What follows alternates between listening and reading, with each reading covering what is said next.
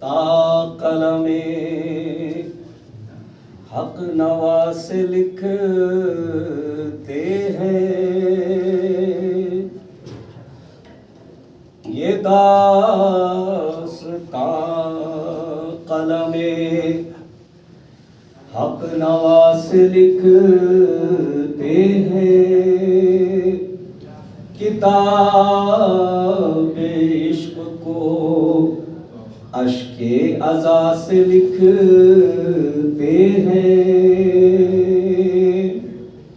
ہمارا نام فرشتے پڑھے ادب کے ساتھ کفن کو اس لیے خاک شفا سے لکھتے ہیں کفن کو اس لیے خاک شفا سے لکھتے ہیں سبق پڑھا چار مصرے اور سبق سنا کہ میرے رفیقوں میرے عزم کو جلا دینا میرے رفیقوں میرے عزم کو جلا دینا بوقت مرگ بھی جینے کا حوصلہ دینا بوقت مرگ بھی جینے کا حوصلہ دینا جو کربلائی کفن ڈھونڈنے میں دقت ہو تو میری لاش پہ فرش عزا اڑا دینا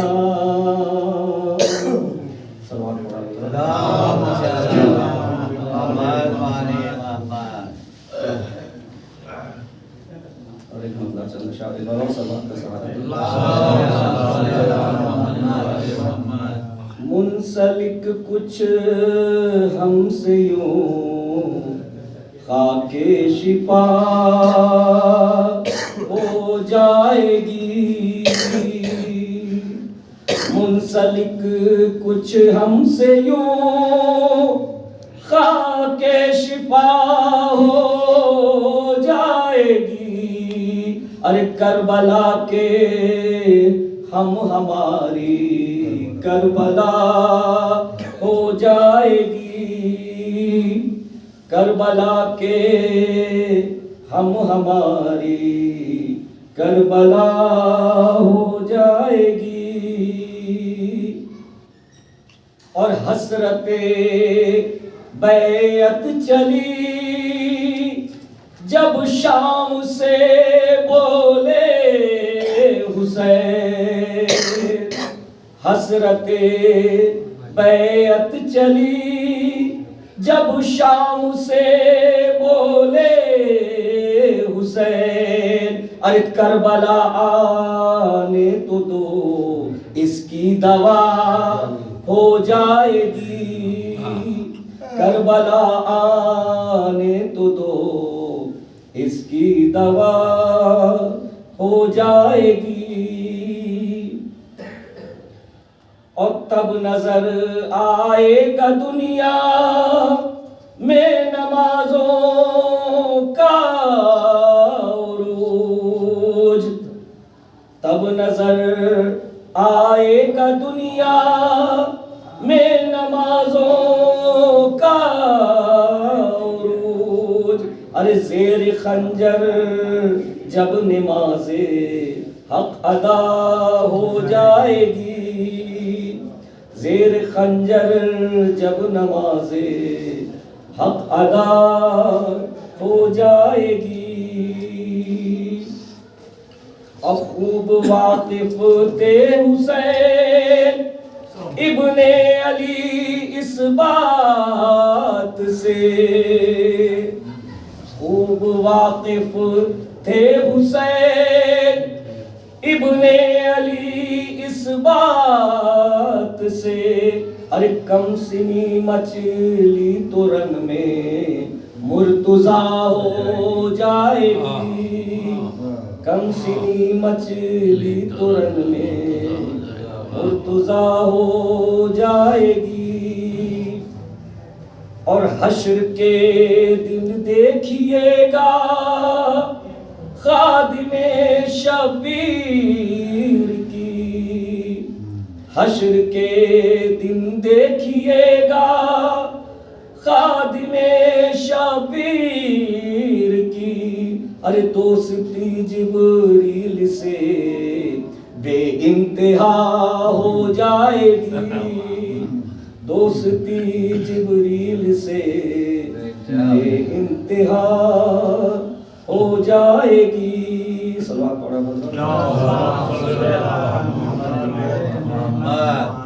اور ایک مطلب چند اشعار اداروں صلوات کا ساتھ۔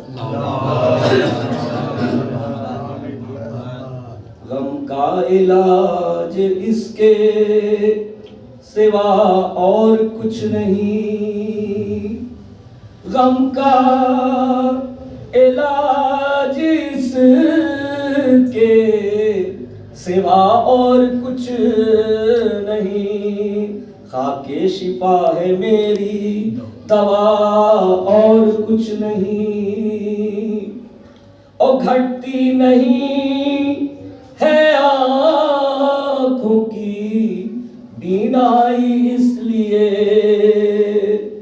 گھٹتی نہیں ہے آنکھوں کی بینائی اس لیے، پیش نظر ہے کرب و بلا اور کچھ نہیں، پیش نظر ہے کرب و بلا اور کچھ نہیں، میں بچ گیا فشار لحد سے اسی لیے، میں بچ گیا فشار لحد سے اسی لیے، ارے زیر کفن تھی خاک شفا اور کچھ نہیں، زیر کفن تھی خاک شفا اور کچھ نہیں، گر چاہتے ہو فاطمہ آئے بہشت سے، گر چاہتے ہو فاطمہ آئے بہشت سے، اور گھر میں بچھا دو فرش عزا اور کچھ نہیں، گھر میں بچھا دو فرش عزا اور کچھ نہیں، اور غربت کی تیز دھوپ سے بچنے کے واسطے، غربت کی تیز دھوپ سے بچنے کے واسطے، ارے گھر میں پڑھو حدیث قصہ اور کچھ نہیں، گھر میں پڑھو حدیث قصہ اور کچھ نہیں، مال خدیجہ ضرب علی سجدہ حسین، مال خدیجہ ضرب علی سجدہ حسین، اسلام میں بس اس کے سوا اور کچھ نہیں، اسلام میں بس اس کے سوا اور کچھ نہیں،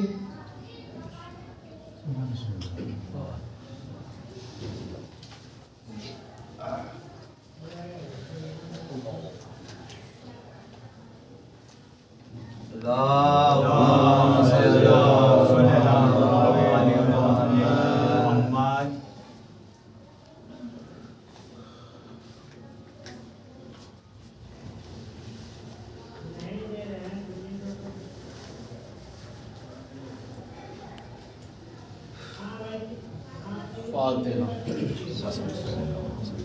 اللهم صل على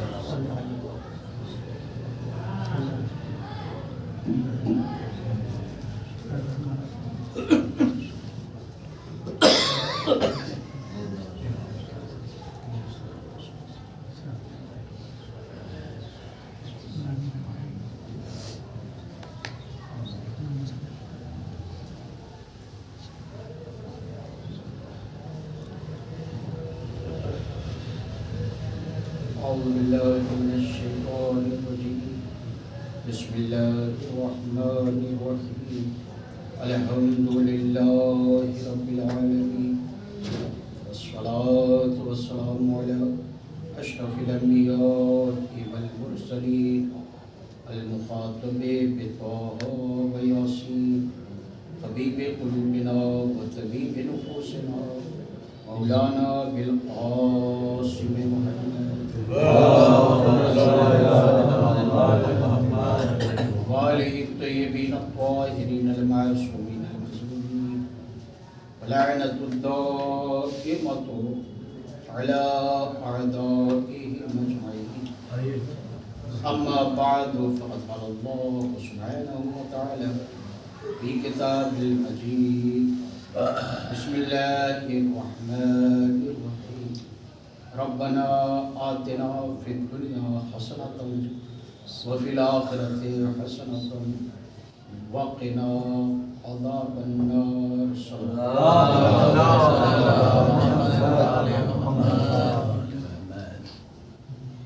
حافظ سے گزارش ہے کہ ایک مرتبہ سورہ 3 مرتبہ سورہ توحید کی تلاوت فرما کر سید احمد حسن کاظمی، عزیز زہرا مرحومہ، کنیز صابرہ مرحومہ، سید حسن موسیٰ رضوی مرحوم، سیدہ صفیہ بیگم مرحومہ، سیدہ حمیدہ خانم مرحومہ اور سید منیر رضا کاظمی صاحب مرحوم.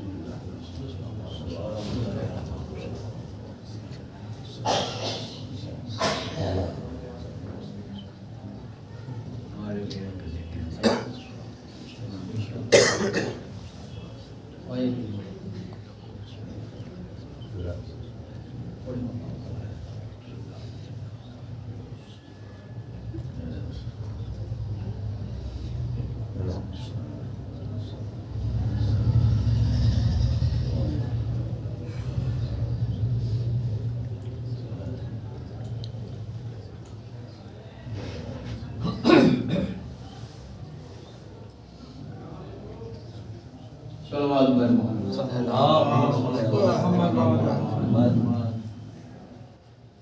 اعزائے محترم، یہ سورہ مبارکہ بقرہ کی آیت نمبر 201 ہے، جس کو آپ قنوت میں پڑھتے ہیں. ارشاد خداوند ہے کہ مومنین میں سے کچھ ایسے ہیں، اللہ پر ایمان رکھنے والوں میں سے کچھ ایسے بھی ہیں کہ جو یہ دعا کرتے رہتے ہیں. یقولون کا لفظ وہاں پر آیا ہے، یعنی وہ برابر خدا سے دعا کرتے رہتے ہیں. ربنا آتنا فی الدنیا حسنہ، کہ میرے پروردگار مجھے دنیا میں نیکی عطا کر، وفی الآخرۃ حسنہ، اور دوسری منزل ہے کہ آخرت میں بھی مجھے نیکی عطا کر، اور اس کے بعد تیسری اور آخری منزل ہے وقنا عذاب النار، اور مجھے جہنم کے عذاب سے محفوظ فرما. دیکھیں اس میں جو حسنہ کہا گیا ہے اس سے مراد دنیا کی ہر نیکی، اچھی صحت، اچھی تعلیم، اچھا لباس، اچھا مکان، اچھی شریک حیات، اچھی معاشرت، اچھی صحبت، اچھا معاشرہ، اچھا ملک، امن و امان والا، یہ سب ہے، لیکن وہ ایک جوہر، ایک حقیقت کیا ہے کہ جس میں تمام یہ معنی چھپے ہوئے ہیں، اس کی طرف میں ابھی متوجہ کروں گا۔ لیکن پہلے یہ کہوں کہ خدا نے یہاں یہ کیوں تاکید کی ہے کہ برابر وہ لوگ ہم سے یہ مانگتے ہیں، ہم سے دعا کرتے ہیں کہ تو نیکی عطا کر۔ اس کا مطلب یہ ہے کہ صرف آپ کے چاہنے سے کبھی یہ نہیں ہو سکتا ہے کہ آپ کو حسنہ مل جائے۔ مثلا فرض کیجیے اچھی صحت، اگر اس کو اچھی صحت کے معنی میں ہم لیں تو ممکن ہے کہ آپ لاکھ چاہ رہے ہوں کہ ہمیں اچھی صحت مل جائے، طبیعت ناساز ہوئی، کبھی ایسا بھی ہو سکتا ہے کہ آپ لاکھ چاہیں، اچھا سے اچھا علاج کرنا چاہیں، مگر اگر وہ نہ چاہے کہ اس مرض سے آپ نجات پائیں تو آپ کو نجات نہیں مل سکتی۔ ہاں یہ معنی ہے۔ اچھا برخلاف اس کے، اس سے سمجھنا ہوگا ہم کو، اسی حقیقت سے بہت سارے لوگ غافل ہیں۔ برخلاف اس کے اگر ساری دنیا مل کر کے چاہے کہ آپ کے خلاف کچھ کریں، آپ کو ستانے کے لیے کچھ کریں، مگر اگر وہ چاہے کہ نہیں، جو دنیا چاہ رہی ہے وہ نہیں ہونے دیں گے، تو وہ کبھی نہیں ہو سکتا۔ آپ اس کو اپنے جسم کے اندر بھی ملاحظہ کر سکتے ہیں اور جسم کے باہر بھی ملاحظہ کر سکتے ہیں۔ اور آپ دیکھیں، چونکہ اس مرحلے سے ہم کو آگے بڑھنا ہے، پھر بالا ترین منزل حسنہ یعنی نیکیوں کی انتہا کون سی منزل ہے کہ جس میں آپ کو صحت بھی مل جائے، جس میں اچھا معاشرہ بھی مل جائے، اچھا ملک بھی مل جائے، ملک اچھا ہو نہ ہو، آپ کے لیے اچھی فضا مل جائے، وہ کون سا حسنہ ہے وہ میں عرض کروں گا۔ لیکن پہلے یہ دیکھیں، کبھی آپ کو مچھلی کا کانٹا ہاتھ میں چبھا ہے کہ نہیں؟ آپ دیکھیں کہ جب وہ چبھتا ہے کتنی تکلیف ہوتی ہے، بہت لہر ہوتی ہے اس میں۔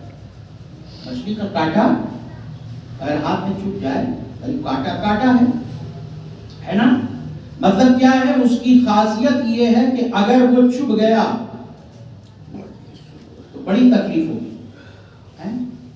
اچھا، اب آپ ہم کو یہ بتائیں کہ آپ کا ہاتھ زیادہ مضبوط ہے یا آپ کی آنتیں زیادہ مضبوط ہیں؟ جس طرح کی بناوٹ اس کی ہے ذرا بتائیے۔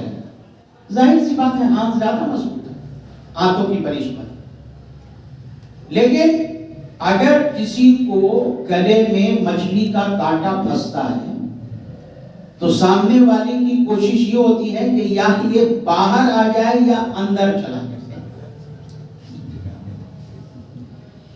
گلے میں یہ پھنسا نہ رہے۔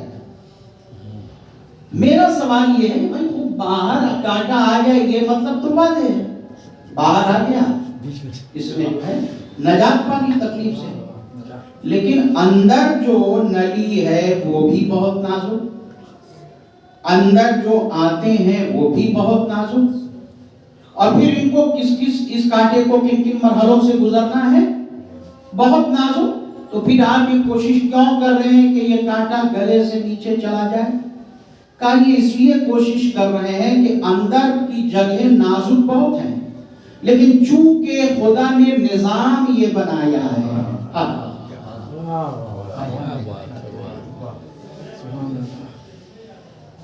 اس کا اقتدار یہ ہے، اس کی قدرت یہ ہے اس نے جسم کا سسٹم ایسا بنایا ہے عزیزان محترم کہ یہ کانٹا جہاں حلق سے نیچے اترا ایسا ایسڈ شکم کے اندر موجود ہے کہ وہ اس کانٹے کو بالکل گلا دیتا ہے. صلوات پر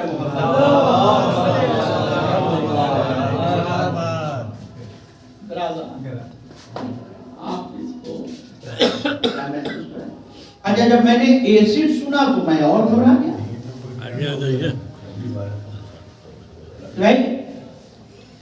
ایسڈ موجود ہے, کہاں ایسڈ موجود ہے, اور وہ ایسڈ جو حال آپ کے چبائے ہوئے لقمے کا کرے گا وہی اس روہو مچھلی کے کانٹے کا بھی کرے گا. سمجھ رہے ہیں؟ اس میں کوئی فرق نہیں ہے کہ آپ اسے چندن دربھنگا سے لے کر آئے ہیں یا یہی مظفر پور کے لکشمی چوک سے لے کر آئے ہیں. وہ جو بھی کانٹا ہے اس کو یہ وہ کرتے ہیں ہمیں کہا وہ ایسا ایسڈ اندر موجود ہے. ارے وہ ایسڈ اگر جہاں اس نے رکھا ہے اس سے ایک بوند باہر آ گیا تو کہا کہ اگر ایک بوند وہ ایسڈ اپنی مخصوص جگہ سے شکم میں ادھر سے ادھر ہوا تو بس آپ کی خیریت نہیں ہے. میں کہا جب ایسڈ ہے تو ادھر سے ادھر کیوں نہیں ہوتا؟ کہ اس کا اقتدار آپ کے شکم کے اندر یہ ہے کہ جہاں وہ اس ایسڈ کو سفر کی اجازت دے گا وہاں تک وہ ایسڈ سفر کر سکتا ہے, اور جہاں وہ خدا اجازت نہ دے مجال نہیں ہے کہ وہ ایسڈ چلا جائے. تو آپ نے ملاحظہ فرمایا آپ کا اپنے جسم کے اندر کوئی اختیار نہیں ہے.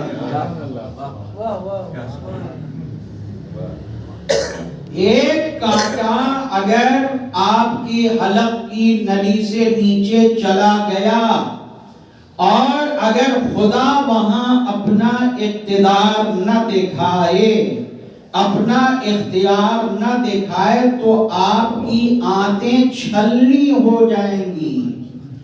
وہ کانٹا آپ کی آنتوں کو چھلنی کر دے گا اور آپ چاہ کر بھی اپنے آپ کو بچا نہیں پائیں گے. کوئی گولی نہیں چلے گی, آپ چھلنی ہو جائیں گے. کوئی حملہ نہیں ہوگا, آپ چھلنی ہو جائیں گے. پروردگارہ بس اتنا بتا دے اس کمزور انسان کے کمزور جسم کے اندر تو نے اپنا یہ اقتدار, اپنی یہ سلطنت دکھا کر کے آخر ہمیں بتانا کیا چاہا ہے. کہ ہم نے نہیں کہا کہ ہم نے تمہارے اندر آفاق کو چھپا کر کے رکھا ہے, ہم تمہارے نفس کے اندر آفاق کی نشانیاں تمہیں دکھائیں گے. یہ ساری یہ جو کائنات ہم نے بنائی ہے اس کا اقتدار ہم تمہارے نفس کے اندر, تمہارے جسم کے اندر, تمہارے وجود کے اندر دکھائیں گے. ہم اپنے اقتدار سے تمہیں یہ بتانا چاہ رہے ہیں کہ جو خدا تمہارے شکم کو, تمہاری نازک نلیوں کو کانٹوں سے محفوظ رکھ سکتا ہے, اگر تم اس خدا پر توکل کرو تو اس پوری کائنات میں وہ تم کو ہر قسم کے کانٹوں سے محفوظ رکھے. ہر بات پر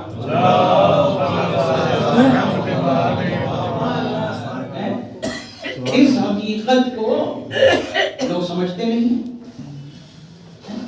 کانٹے کا کام ہے چبھنا, اگر وہ چاہے کہ نہیں ہم چبھنے نہیں دیں گے, وہ نہیں چبھ سکتا.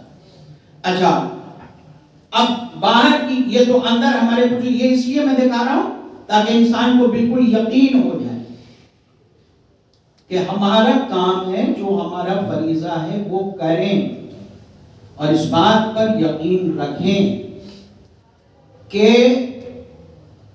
دنیا کتنی بھی طاقتور ہو, کتنا بھی کچھ کرے, اگر اس کی مرضی نہیں ہے تو وہ دنیا آپ کا کچھ بگاڑ نہیں سکتی۔ اب آپ آگے ہیں، ویل مچھلی کتنی خطرناک ہوتی ہے بھئی۔ آپ اگر یہ 32 دانت کے کچھ دانت کسی کو گڑا دیں تو وہ بیچارہ فوراً جا کے وہ جورن چھپرا کسی کلینک میں فوراً ڈاکٹر کے پاس جا کے بل بلائے گا۔ اس کے 500 دانت ہوتے ہیں اور سب ایک ساتھ پریشر بناتے ہیں، جیسے وہ کیا کہتے ہیں اسے، بٹر اور وہ بریڈ تلنے والا جو آتا ہے، اس طرح سے وہ آپ کو اگر ویل مچھلی کے اندر خدا نخواستہ کوئی آ گیا تو وہ مچھلی آپ کو تل کے رکھ دے گی بریڈ مکھن کی طرح۔ اور 500 دانت جب اس کے پڑیں گے تو آپ قیمہ فرائی ہو جائیں گے، سمجھ لیجیے جا کر اس کے شکم میں، کیونکہ اس کے شکم میں تو اتنا ایسڈ ہوتا ہے اس لیے کہ جب وہ ایک بار منہ کھولتی ہے نا تو وہ پورے لکشمی چوک پہ مچھلیاں لے کر کے سب بیٹھے رہتے ہیں، وہ سب ساری اس کا ایک لقمہ بنے گی وہ ساری مچھلیاں، تو اسی حساب سے اس کا ہاضمہ ہونا چاہیے۔ مگر یہ فطرت ہے اس کی، توجہ کریں، اس مچھلی فطرت ہے، مگر وہی مچھلی بزرگ مچھلی اور جناب یونس کو اس نے نگل لیا، اس نے نگل لیا۔ اب ہونا کیا چاہیے؟ نے تو کہا کہ اگر وہ نگل جائے تو آپ دماغ فرائی ہو جائیں۔ ہونا یہ چاہیے کہ نام و نشان مٹ جانا چاہیے جناب یونس کا، لیکن حکم خدا کیا ہوگا؟ خبردار، یونس کے سر سے لے کر پیر تک کہیں تیرا ایک دانت بھی گڑنا نہیں چاہیے اور کہیں جسم پر ایک خراش تک آنی نہیں چاہیے، اور 6 مہینے تک شکم مائی میں جناب یونس رہے۔ میرا سوال یہ ہے کہ پروردگار یہ کیا ہوا؟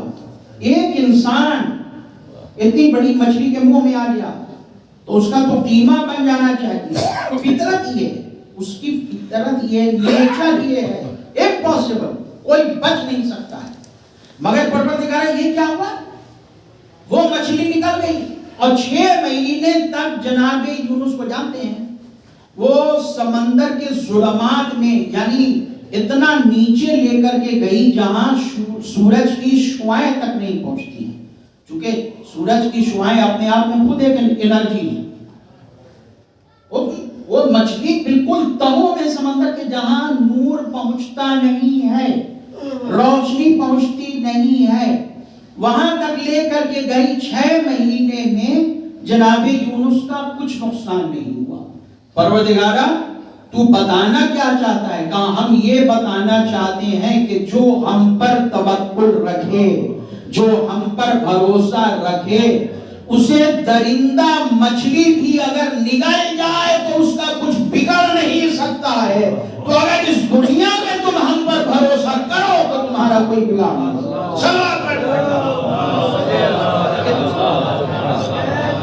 دیکھیں اس کو ملاتے رہیے گا۔ یہ حسنہ جب آپ پڑھیں گے نا، جو ہم نے آیہ کریمہ سرنامہ کلام قرار دیا ہے، تو حسنہ کی فہرست میں آپ گم ہو سکتے ہیں، پڑھتے رہیں گے بھائی نیکیوں کی کوئی فہرست ہے، مگر یہ میں موٹی یہ باتیں کہ جہاں سامنے ہر طرح کے اسباب ہو کہ آپ کے ساتھ کوئی نیکی نہیں ہوگی، مگر اگر اللہ چاہے تو نیکی کے علاوہ کچھ بھی نہیں ہوگا، دنیا چاہے جتنی کوشش کرے۔ یہ مثال آپ نے سنی، اب پھر سنیے کیا ہے۔ آپ نے سنا نا کانٹے کا کام ہے چبھنا، مگر مچھلی کا کانٹا حلق کے اندر چلا گیا، اب اقتدار خدا شروع ہوا، وہ کانٹا آپ کا کچھ نہیں بگاڑ سکتا۔ دوسرا، مچھلی اگر نگل جائے، ویل مچھلی کسی کو اس کا قیمہ بن جانا چاہیے، بالکل نام و نشان مٹ جانا چاہیے، مگر اگر خدا چاہے تو اب آپ ہم کو بتائیں آگ کا نیچر کیا ہے؟ آگ کا کام کیا ہے؟ جلانا. ماچس کی ایک تیلی آپ روشن کریں، جلائے گی یا نہیں جلائے گی؟ جلائے گی. اور اگر وہی 1 کوئنٹل لکڑی آپ نے جمع کی وہ بھی جلا دے گی. اگر حکومت اپنے انتظام سے 2 سال تک لکڑیاں جمع کرے تو کیا ہوگا بھائی؟ وہ آگ اگر بھڑکے گی تو کیا ہوگا؟ زیادہ نہیں بولیں گے، ابھی تک آپ جو ہے پانی کا کرودھ ملاحظہ فرما رہے ہیں. ہاں زیادہ کلٹ میں نہیں بولوں گا. اور اگر وہ آگ اس کا جو ہے غصہ وہ ہو گیا تو کیا ہوگا؟ کہا صاحب ہم نے تو تاریخ میں پڑھا ہے کہ وہ نمرود نامی ایک بادشاہ، اس نے 2 سال تک لکڑیاں اکٹھا کی حکومتی سطح پر اور اسے روشن کیا. اس قدر وہ آگ بھڑکی کہ بلندیوں سے پرندے بھی نہیں گزرتے تھے اس آگ کی تمازت سے. کہا صاحب کس لیے؟ کہا جناب ابراہیم کو اس آگ میں ڈالنے کے لیے. تو اب ہونا کیا چاہیے کہ جناب ابراہیم کا نام و نشان مٹ جانا چاہیے. توجہ ہے سمجھا نہیں محترم؟ اسباب سارے کے سارے فراہم ہیں. اب یہ توکل کی منزل ہے. اگر اسے کوئی نہ سمجھے تو میں کیا کر سکتا ہوں؟ اس سے واضح مثال میں کہاں سے لاؤں آپ کے سامنے؟ حکومت نے آگ روشن کی، جناب ابراہیم کو منجنیق کے ذریعے آگ میں پھینکا گیا. ہونا کیا چاہیے؟ آگ کا کام جلانا ہے، چلا دینا چاہیے. آگ کا کام نام و نشان مٹا دینا ہے، راکھ بنا دینا ہے، راکھ بن جانی چاہیے. مگر اب ادھر حکم خدا ہوا یا نارو کونی بردن وسلامن علی ابراہیم، اے آگ ٹھنڈی ہو جا اور اتنی ٹھنڈی نہ ہو جا کہ ٹھنڈے سے ہی یہ بیمار پڑ جائیں. ہاں وہ مہینہ جو ہے امریکہ والی سردی نہیں چاہیے. مطلب ابھی جو مظفر پور میں جو ٹیمپریچر چل رہا ہے اس وقت، سلامتی کے ساتھ صحت کے ساتھ عافیت کے ساتھ ابراہیم کے لیے ٹھنڈی ہو جا. اور پھر دنیا نے کیا ملاحظہ کیا؟ اللہ محترم حد یہ ہے کہ کسی کی ہمت نہیں ہو رہی تھی کہ آگ کے قریب جا کر کے جناب ابراہیم کا حال دریافت کر سکے. نمرود کی بیٹی نے کہا میں جا کر کے دیکھوں گی ابراہیم کس حال میں ہے. اور وہ آئی، بڑھتی چلی گئی، قریب پہنچی. کیا دیکھا؟ پھولوں کی سیج پر جناب ابراہیم بیٹھے ہوئے ذکر خدا میں مصروف ہیں. صلوات پر محمد صلی اللہ علیہ وسلم، ذکر خدا میں مصروف ہیں. کہا یا جناب ابراہیم ذرا ہمیں یہ بتائیے، آگ کا کام ہے جلانا، مگر آگ نے آپ کو جلایا کیوں نہیں؟ جناب ابراہیم نے کہا جس کے دل میں یاد خدا بسی ہوئی ہو اس کے جسم کو کوئی آگ جلا نہیں سکتی. بھئی اس قدر آگ روشن ہوئی تھی. آگ کی فطرت ہے جلانا، لیکن جناب ابراہیم سلامتی کے ساتھ ذکر خدا میں مصروف کیوں ہیں؟ خدا اپنا اقتدار دکھانا چاہ رہا ہے کہ دیکھو اللہ ہر شے پہ قادر ہے. اس دنیا میں سلطنت اللہ کی ہے، اقتدار اللہ کا ہے. کبھی دشمنوں کی کثرت سے مت ڈرو. دشمن کتنا بھی قوی ہو لیکن اگر اللہ تمہاری حفاظت کرنا چاہے تو تمہارا کچھ نہیں بگاڑ سکتا.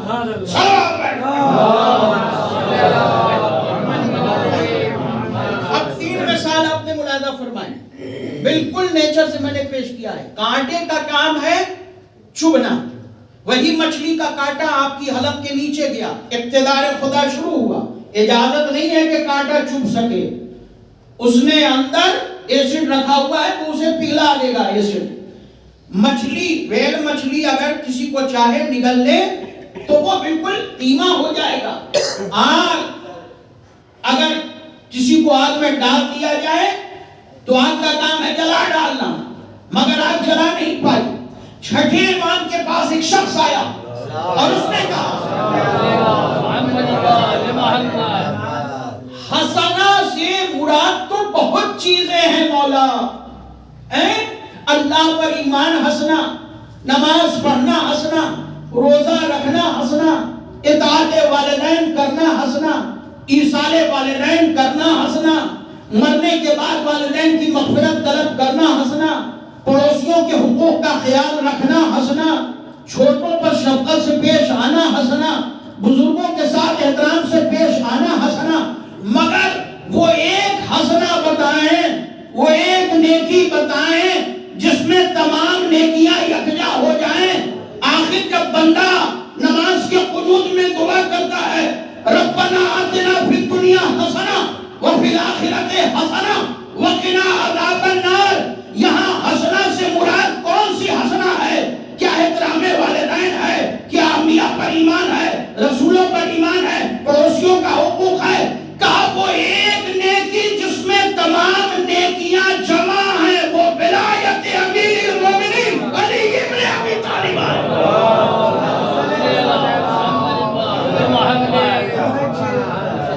صلوات بر محمد.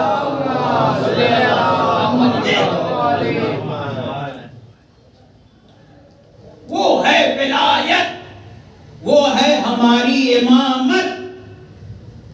جسے یہ مل گئی اسے ساری نیکیاں مل گئیں.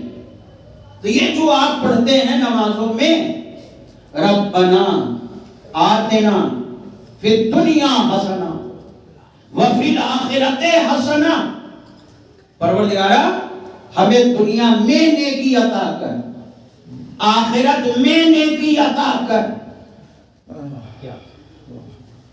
عذاب جہنم سے محفوظ کر. سب سے مراد ولایت امیر المومنین ہے. نہیں ہو سکتا ہے کوئی کہے، مولانا ثبوت پیش کرنا ہوگا آپ کو. دنیا میں حسنہ، آخرت میں حسنہ، عذاب نار سے محفوظ کرنے والا حسنہ، یہ ولایت ہے. ثابت تو کیجئے. ارے ثابت کیا کرنا ہے؟ مومن اس دنیا سے جا رہا ہے، اب دنیا دیکھے گا نہیں، قبل اس کے کہ دنیا سے اپنی آنکھ بند کرے چہرہ جمال نورانی امیر المومنین سامنے آیا.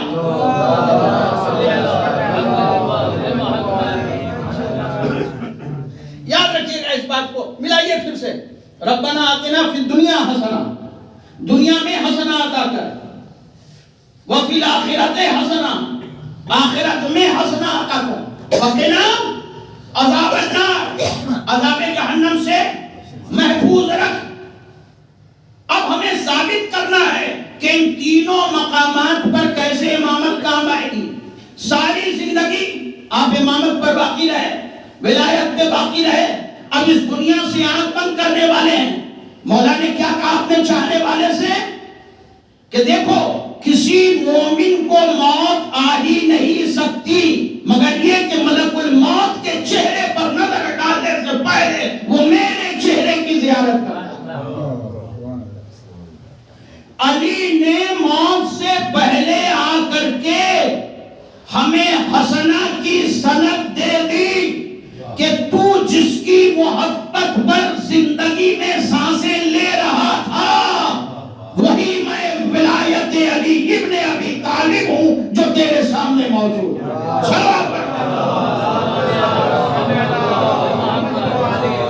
پھر کیا کہا؟ وفی الآخرۃ حسنہ، پروردگار ہمیں آخرت میں حسنہ عطا کر. مومن گیا آخرت کی پہلی منزل جو اہم ترین منزل ہے، قبر کی منزل ہے، قبر کی منزل ہے. وہاں پر وہ گیا تنہائی، نہ دوست، نہ یار، نہ احباب، نہ گروپ والے، نہ پارٹی والے. آج تو یہ ہے اس کے اعمال ہے، سب چل دیے مٹی دے کر کے مومن ہے، اور ادھر نکیرین کی صدائیں ہیں. چلو اٹھو اٹھو جواب دو. توجہ عزیزان محترم، کیا کہا گیا ہے؟ وفی الآخرت حسنہ، آخرت میں مجھے حسنہ عطا کر. اٹھا یکایک دائیں جانب ایک روشنی نظر آئی. کہا ہے سب تو چل دیے، تو کون؟ کہا نماز. پیچھے روشنی نظر آئی، تو کون؟ کہا روزہ. سبحان اللہ سبحان اللہ. سامنے روشنی نظر آئی، تو کون؟ کہا میں زکات.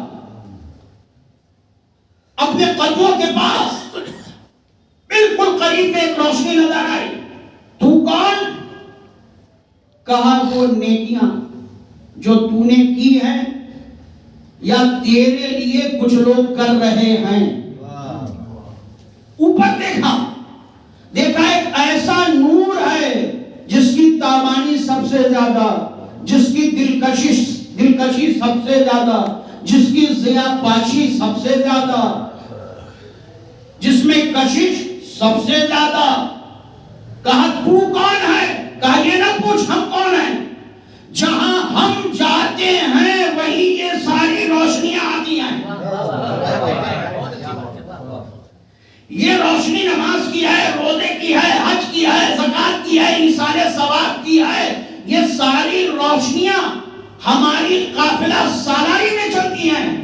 جہاں ہم نہ جائیں کوئی نور نہیں جانتا ہے. کہا ایک چمکنے والے، ایک دل کو لبھانے والے، ایک محبت سے پیش آنے والے، ایک تنہائی میں میرے مونس و غمخوار بننے والے نور، ذرا بتا تو صحیح تیرا نام کیا ہے؟ کہا میرا نام ولایت امیر المومنین علی ابن ابی طالب ہے.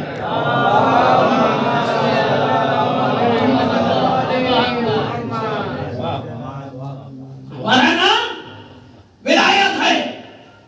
موت سے پہلے علی آئے، بتایا فی دنیا حسنہ، میری ولایت.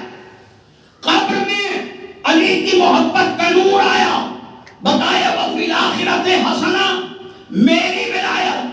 اب میں جو پڑھنے جا رہا ہوں وہ سوائق محرقہ کی عبارتیں ہیں، ینابیع المودہ کی عبارتیں ہیں. اور میں کس کس کتاب کا نام گناؤں؟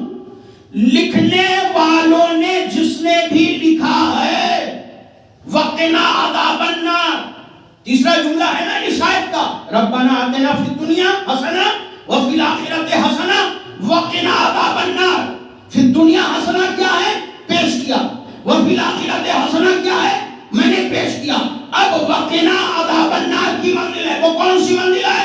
علماء نے لکھا جب قیامت میں لوگوں کو اٹھایا جائے گا تو کوئی کسی بھی فرقے کا ہو، کسی کا ماننے والا ہو، سب کو ایک پل پر سے گزرنا ہوگا، جس پل کا نام ہے پل صراط. پل کے اس پار ہے جنت، نیچے ہے جہنم. اس پار ہے، تو جاتے رہتے ہیں پٹنہ گاندھی سے، تو اس پار پٹنہ، نیچے گنگا میاں.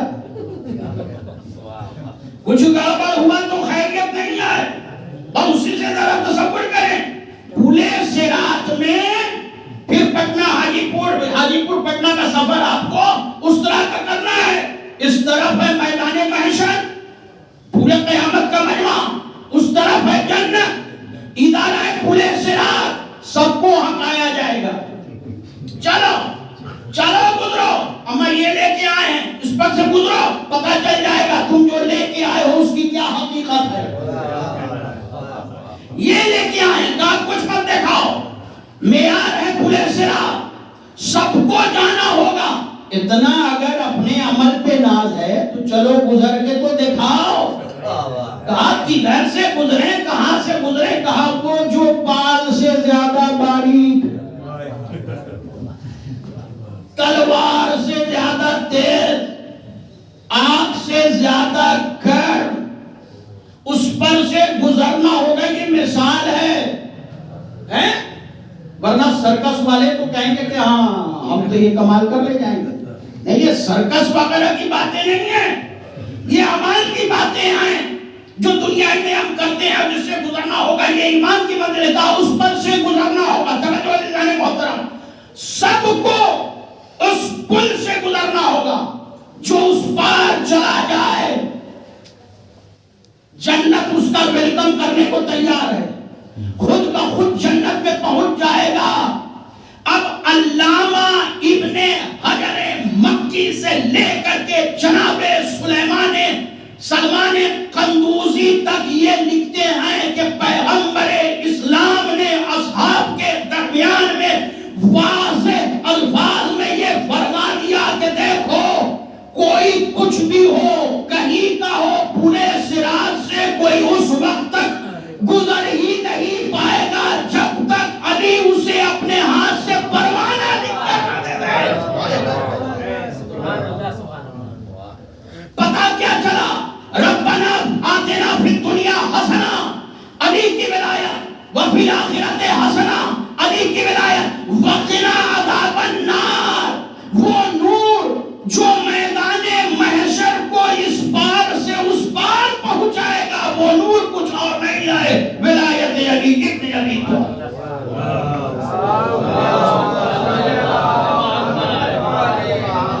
ایک بار اور عظمت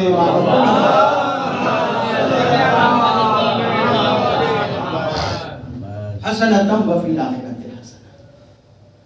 جب تک کوئی امامت کو نہیں سمجھے گا، اقتدار خدا بندی پر وہ توکل نہیں کر سکتا ہے، وہ بھروسہ نہیں کر سکتا ہے. میں واضح الفاظ میں بدو منزل، زیادہ تفصیلی گفتگو نہیں، اس کے بعد مجلس تمام ہو جائے. صلوات پڑھیں محمد. سن، میں نے خود پڑھا ہے الارشاد شیخ مفید کی،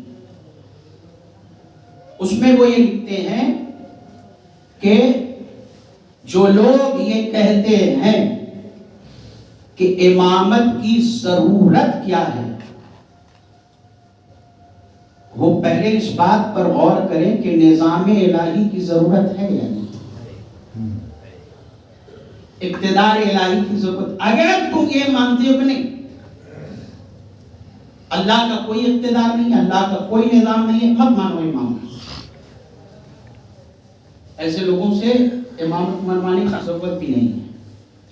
اگر تم یہ سمجھتے ہو کہ نہیں، اللہ نے دنیا بنائی ہے تو اس کا کوئی نظام ہے، اس کا کوئی سسٹم ہے، اس کا کوئی اصول ہے، تو یہ تمہاری فکر خود بخود تم کو امامت تک کھینچ کے لائے گی، تم کو پہنچا دے. اور وہ یہ نقل کرتے ہیں کہ ایک مرد شامی شام سے چلا، اس نے سنا تھا کہ فقہ جعفری کے رئیس درس دیا کرتے ہیں، دنیا کے کونے کونے سے لوگ جہاں تک ممکن ہو آتے ہیں، ان سے درس حاصل کرتے ہیں. اس نے یہ سوچا کہ آج میں جا کر کے سیدھے امامت پر ہی اعتراض کروں گا. ان کو کس نے امام بنا دیا ہے اور امامت کی کوئی ضرورت نہیں ہے، میں تو امامت کو مانتا نہیں ہوں. اگر ان کے پاس دلیل ہے تو امامت کی دلیل ہمارے سامنے پیش کریں. اب وہ وہاں سے آیا اور آ کر امام کا جب درس تمام ہوا، کہنے لگا یہ امامت وغیرہ کی کوئی ضرورت نہیں ہے. بلا وجہ جو لوگ جو ہے وہ پہلے امام حضرت علی علیہ السلام، دوسرے امام حسن علیہ السلام، اور یہ آپ کو چھٹے امام بتا رہے ہیں، اس کی کوئی ضرورت نہیں ہے. ہشام ابن حکم مولا کے شاگرد تھے. کہا ہشام میں اسے کیا جواب دوں؟ میرے جواب دینے کی ضرورت نہیں ہے، اسے تم ہی جواب دو، بتاؤ کہ امامت. دیکھیں یہ جو مجلسیں ہیں نا، یہ وہی درسگاہ امام جعفر صادق ہے.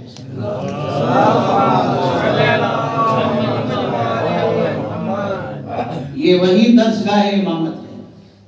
ان مجلسوں کو ایسا ہونا چاہیے کہ اگر مجلس سے کوئی گھر جائے اور کوئی پوچھے بھائی مجلس میں کیا ملا، تو جواب یہ نہ ہو ٹانگ کا درد ملا، کمر کا درد ملا، سر کا درد ملا اور تھیلی میں 2 شیروانے ملی۔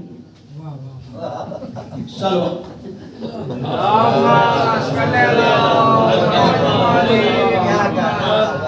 اب تو حالت یہ ہو گئی ہے کہ کسی مجلس چہلم کے پوسٹر کو دیکھ کر دل گھبرا جاتا ہے کہ مرحوم کا 40واں ہے یا میرا 40واں ہونے والا ہے۔ سمجھنا آئے ہیں، کوئی ضروری نہیں ہے وہ اتنے پیشان۔ ارے 2 شعر قاعدے کا پڑھ دو، سنا تو اس کو یاد رہ جائے گا، اتنا نہ ہو جائے کہ جو سنا وہ بھی بھول گیا بیٹھے بیٹھے، بار بار گھڑی دیکھ رہا ہے۔ اس کو یہ کرنا ہے، تھوڑا سا آپ خود سمجھ سکتے ہیں، اس کو ہمیں وہ کرنا ہے۔ مطلب یہ ہے امام، اچھا ایک بات بتائیں، امام جواب نہیں دے سکتے تھے، مگر امام نے کیوں کہا ہشام تم جواب دو؟ امام نے اپنے اس عمل سے یہ بتایا کہ تم جو لوگوں کا وقت لیتے ہو، تم نے لوگوں کو بھی کسی قابل بنایا یا نہیں بنایا؟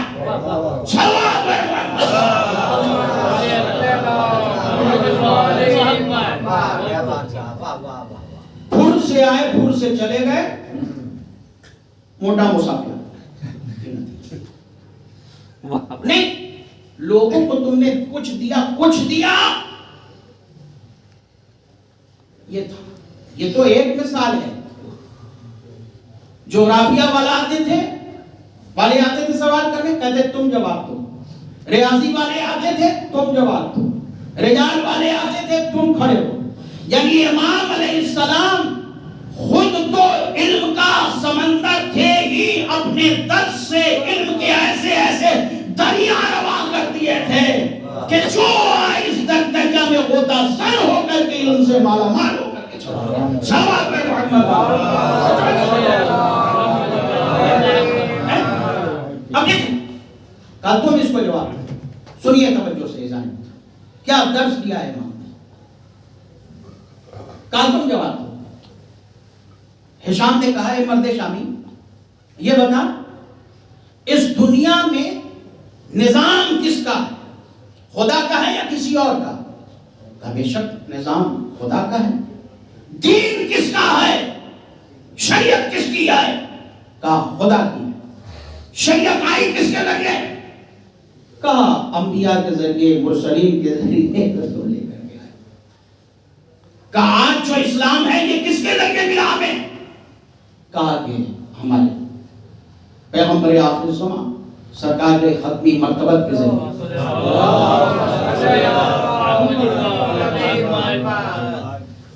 کہا اچھا، یعنی خدا نے اتنا واجب سمجھا اپنے اوپر کہ شریعت محمدی دنیا میں خاتم شریعت کے طور پر، آخری شریعت کے طور پر پیش کرنی چاہیے، تو اس کی بقا کا بھی کچھ انتظام کیا ہے کہ نہیں؟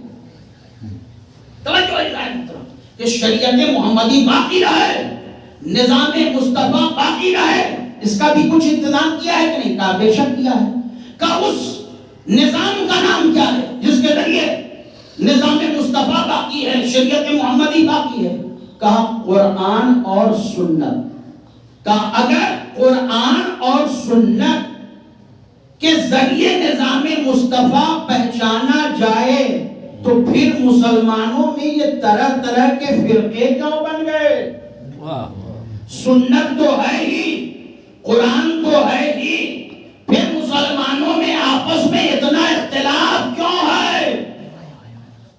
اس کا مطلب یہ ہے کہ خدا نے شریعت محمدی کی حفاظت کا جو نظام بنایا وہ نظام ناکام ہو گیا، تبھی تو یہ لوگوں کے درمیان میں اتنا اختلاف ہے۔ وہ کون سا نظام ہے کہ جو لوگوں کو ہر اختلاف سے محفوظ رکھے؟ امام بدلے مسلح نہ بدلے، امام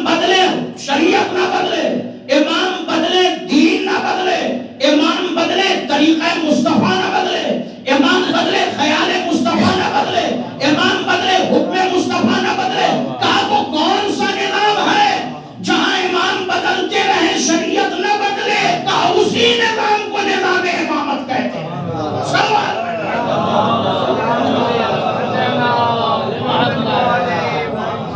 سنیں، کہا میں مان گیا کہ ہاں وہ امامت ہی ہے جو رسالت کی حفاظت کرتی ہے، لیکن یا امام، توجہ، ارشاد جا کر کے پڑھیں شیخ مفید کی، یا امام میں کیسے مانوں کہ جس کے سینے میں خدا نے شریعت محمد کا علم رکھا، دین محمد کو رکھا، علم قرآن رکھا، نظام دین رکھا، وہ امام آپ ہی ہیں؟ میں یقین کیسے کروں کہ جعفر صادق آپ ہی ہیں، وقت کے امام آپ ہی ہیں؟ کوئی اور بھی تو دعویٰ کر سکتا ہے کہ میں وقت کا امام ہوں. امام نے کہا کہ جو امام ہوتا ہے اس کے پاس ایک دلیل نہیں، اتنی دلیلیں ہوتی ہیں کہ کسی کو مجال انکار نہیں. کہا میں کیسے سمجھوں کہ آپ ہی امام ہیں؟ کہا اگر کہہ تو گھر سے لے کر کے اس شہر تک آنے کی ایک ایک داستان میں بیان کروں. تیرا نام یہ، تیرے باپ کا نام یہ، تیری ماں کا نام یہ، تیری نانی کا نام یہ، تیرے دادا کا نام یہ ہے، تیرے پردادا کا نام یہ ہے، تیرے چچاؤں کا نام یہ ہے، تیرے بھائیوں کا نام یہ ہے. تو جس گھوڑے پہ بیٹھ کے آیا ہے وہ فلاں شہر سے خریدا گیا ہے. تو جب فلاں منزل پہ گیا تو کسی سے ملاقات ہو گئی، وہاں تیرا اس بات پر تصادم ہوا، پھر تو آگے بڑھا، تو نے وہاں یہ چیز کھائی، پھر تو آگے بڑھا، تو نے تو وہاں یہ چیز کھائی، پھر تو اس شہر میں آیا، وہاں تیری اسی سے ملاقات ہوئی، وہ حیرت میں پڑا ہوا ہے. یہ بات تو سوائے میرے اور خدا کے کوئی جانتا نہیں ہے. ایک ایک خالی کیسے بیان کر رہے ہیں، تاریخ یہاں خاموش ہو جاتی ہے. لیکن میرا دل یہ کہتا ہے کہ تو علم امام پر حیرت کرتا ہے. امام کے ہاتھ میں جو تلوار آ جائے اس کا علم یہ ہوتا ہے کہ 70 نسلوں کو دیکھ کر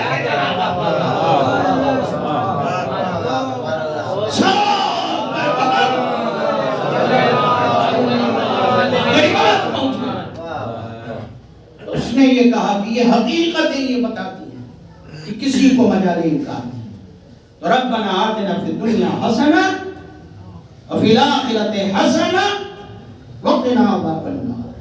یہ ولایت ہے. منکر ولایت یا کوئی ایصال ثواب کرے گا نہیں، یا کرے گا تو چاہے گا نہیں. ہاں، اس لیے کہ نظام سے ہٹ کر کے یہ کر رہا ہے. آج ڈاکٹر صاحب نے اپنے والدین کے ایصال ثواب کی وجہ سے قنوت میں ہم جہاں یہ قرآنی دعا پڑھتے ہیں وہاں یہ بھی پڑھتے ہیں نا، ربنا اغفر لی ولوالدی وللمؤمنین یوم یقوم الحساب. پروردگارہ مجھے بخش دے، میرے والدین کو بخش دے. ذرا مجھے بتائیے کہ کیا محبت اہل بیت، محبت چہارہ معصومین کے علاوہ کوئی ذریعہ ہے جو ہماری بخشش کا سہارا بن سکے، ہمارے والدین کی بخشش کا سہارا بن سکے؟ روایتوں کے فقرے میں نے پڑھے ہیں کہ ایک شخص اتنا گنہگار تھا کہ اپنا منہ نہیں دکھاتا تھا لوگوں کو. بس ایک بار کسی نے اس سے کہہ دیا دروازہ کھول، سامنے سے نبی کے نواسے حسن و حسین جا رہے ہیں.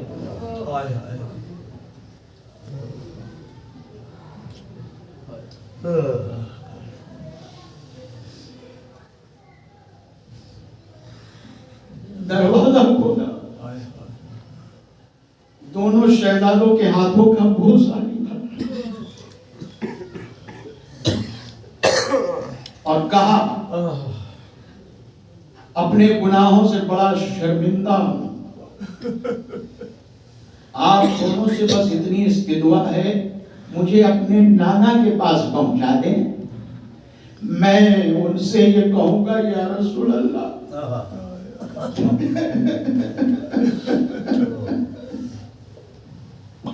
گناہوں پہ شرمندہ ہوں، لیکن اتنا بتائیں کیا اب بھی نہ بخشا جاؤں گا؟ جبکہ حسن و حسین کو لے کر کے آ گیا۔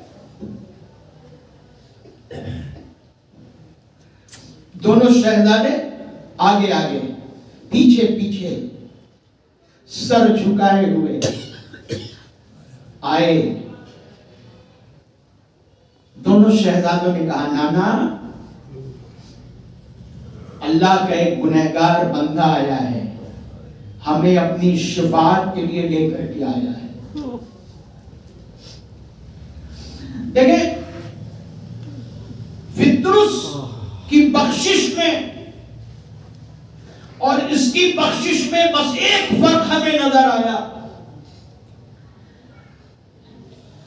کہ فطرس کو حسین نے اس طرح بخشوایا کہ وہ یہ کہہ کر اڑا من مثلی انا کی کل حسین، مگر جب دونوں شہزادے آ گئے تو رسول نے مسکرا کر کے کہا اذهب انت طلیق، جا تجھے میں نے آزاد کر دیا،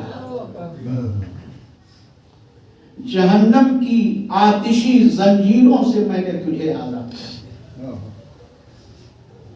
یہ ہے امامت، یہ ہے ہمارا وسیلہ۔ اور میں کن الفاظ میں آپ سے کہوں، آپ مسلسل مجلسیں کر رہے ہیں، میری آنکھیں دیکھ رہی ہے عالم نور کو۔ جب آپ کی مجلسیں جاتی ہیں نا، جانتے ہیں کیا ہوتا ہے؟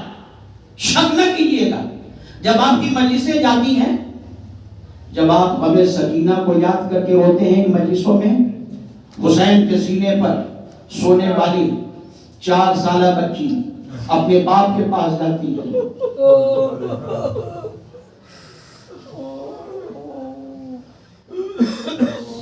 بابا اس کے گناہوں کو معاف کرا دے، اس لیے کہ اس کی مجلس میں میرے رخساروں پر پڑنے والے تماچوں کو یاد کر کے گریا کیا جا رہا۔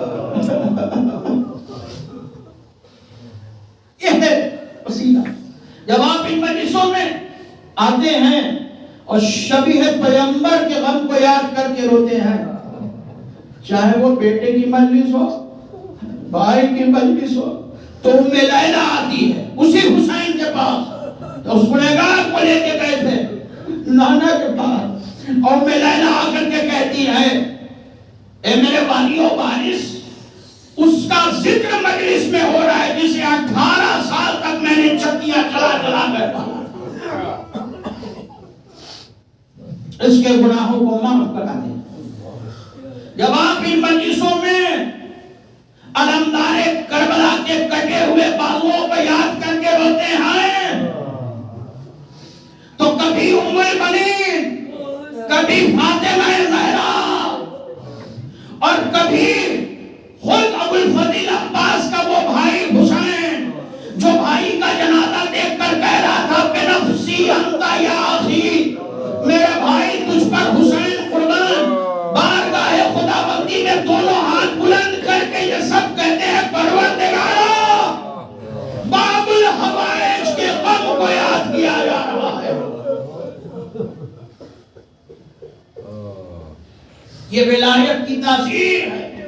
اور کبھی جب آپ ان مجلسوں میں ثانیہ زہرا کی بے پردگی، کربلا سے کوفہ، کوفے سے شام کا سفر یاد کر کے روتے ہیں، تو ساروان اہل بیت بنا ہوا، ہاتھوں میں ہتھکڑی، پیروں میں زنجیریں، گلے میں طوق خاردار پہنے ہوا وہ میرا امام، جس نے اس عالم میں کربلا سے کوفہ، کوفے سے شام کا سفر کیا،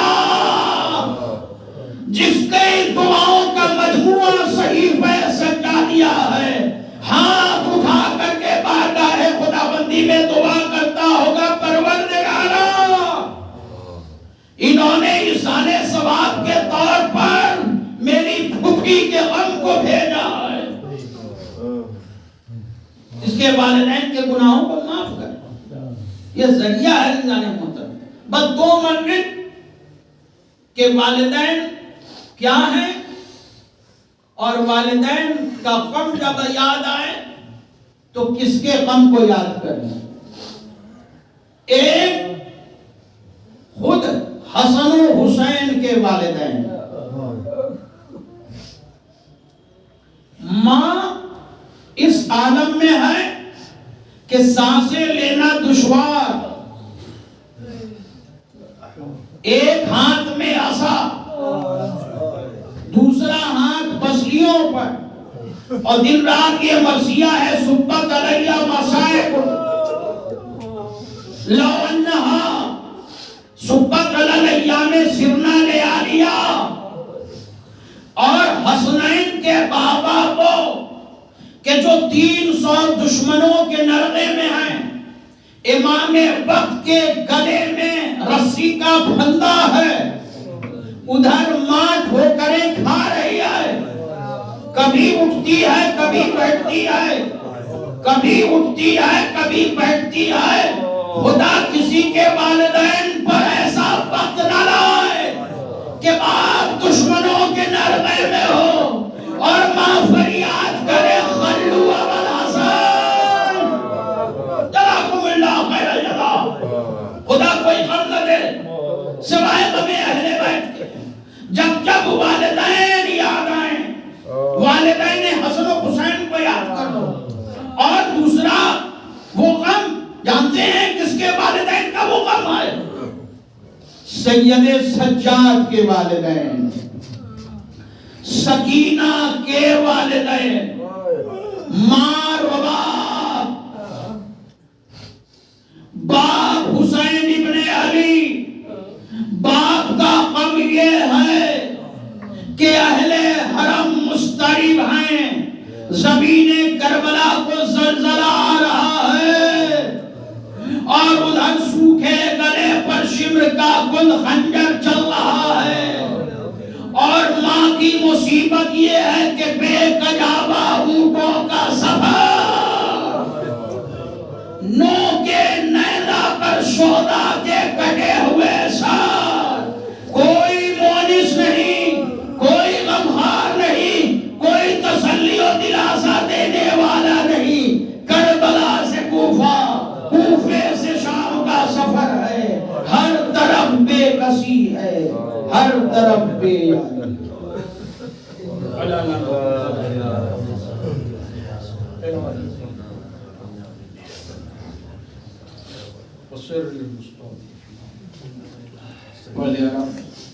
ہماری اس مجلس کو قبول فرما، پروردگار مومنین کی دعاؤں کو قبول فرما، مومنین کے تمام اعمال حسنات کو قبول فرما، پروردگار جو بیمار ہوں ان کو شفائے کامل عطا فرما، پروردگار جو بے اولاد ہوں ان کو اولاد نصیب فرما، پروردگار ہم سب کو اتباع عالیات کی زیارات سے مشرف فرما، علماء اکرام مراد اکرام کی حفاظت فرما، پروردگار فلسطین کے مظلوموں کی نصرت و امداد فرما، سیریا میں مکمل امن و امان بحال فرما، وہاں کے مقامات مقدسہ کی حفاظت فرما، زائرین کو حفاظت فراہم فرما، پروردگار ہمارے مرحومین کی مغفرت فرما، ان کے درجات کو بلند فرما، بانی مجلس کے مرحومین کی مغفرت فرما، ان کے درجات کو بلند فرما، منجی بشریت سرکار امام زمانہ کی کے ظہور میں تعجیل فرما، ہمیں مولا کے آباد صاحب میں شامل فرما۔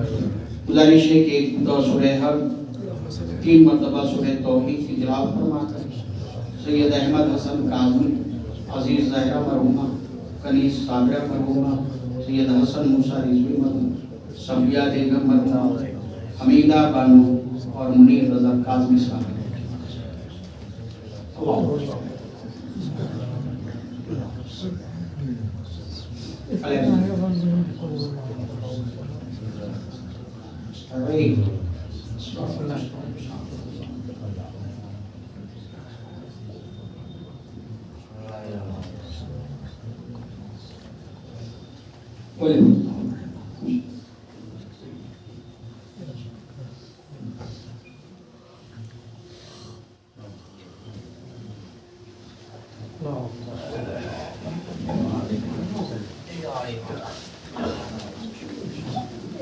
السلام علیکم یا بات السلام علیکم یا رسول اللہ السلام علیکم ورحمۃ اللہ وبرکاتہ السلام علیکم ورحمۃ اللہ